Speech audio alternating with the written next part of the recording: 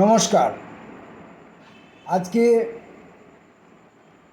একটি নতুন কবিতার বই নিয়ে এলাম এই পর্বে। এই কবিতার বইটির নাম হে শূন্য হে নিষাদ। এই হে শূন্য হে নিষাদ বইটির থেকে আজকে যে কবিতাগুলো পড়ব সেটা হবে প্রথম পর্ব। আজকে এই বইটির প্রথম পর্ব হবে। খুব বেশি কবিতা পড়ব না,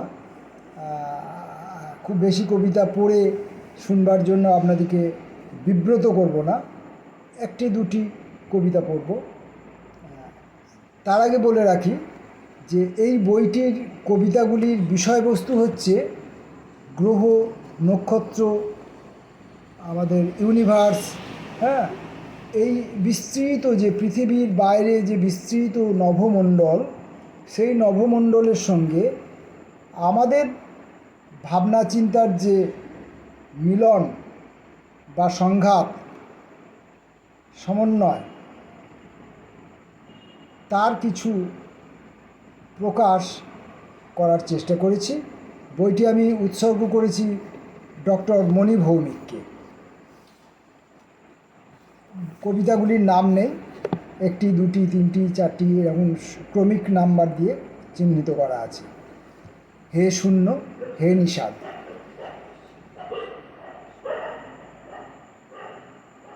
এক নম্বর কবিতা। বাইরে বেরিয়ে আসার জন্য ডাক দিচ্ছ তুমি, সেই ডাক ছুঁড়ে দিচ্ছ স্পাইরাল মোডে। আমার জিজ্ঞাসা যা তোমার উদ্দেশ্যে পাঠাবো না, সে কেবল আমাকে বৃদ্ধ করছে।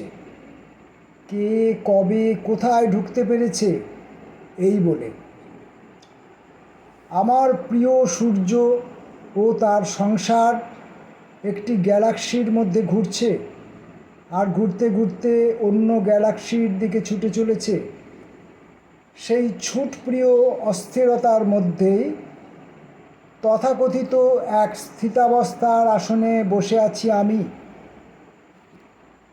ভেতরবার বলে কোথাও কিছু কি আছে? 2 নম্বর। আঁচল গুটিয়ে ক্লাস নিচ্ছ আমার, তোমার কৃষ্ণ রাধা গহ্বর সম্পর্কে। 40 মিনিটের ক্লাস শেষ হয়ে এলো।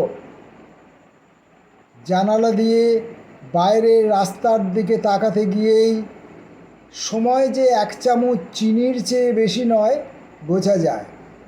এটুকু সময়ে কিভাবে বোঝাবে নন্দন তত্ত্বের গায়ে ছাতা পড়ার কথা? কিভাবে খোঁজাবে জ্যোতিষ্ক লোকের সাম্প্রতিক মিটিং? হালকা একটা যন্ত্রণার ছাপ পড়ছে সাদা কাগজে। সেটা মুক্তি হতে পারে, অন্তর্ভুক্তিও হতে পারে কোনো নতুন সমস্যা ভাঙিয়ে ভাঙিয়ে কিনে আনা সামান্য জীবন। এক আলোকবর্ষের কতটা দেমক ভাঙতে পারবে মাত্র এই 40 মিনিট সময়ে?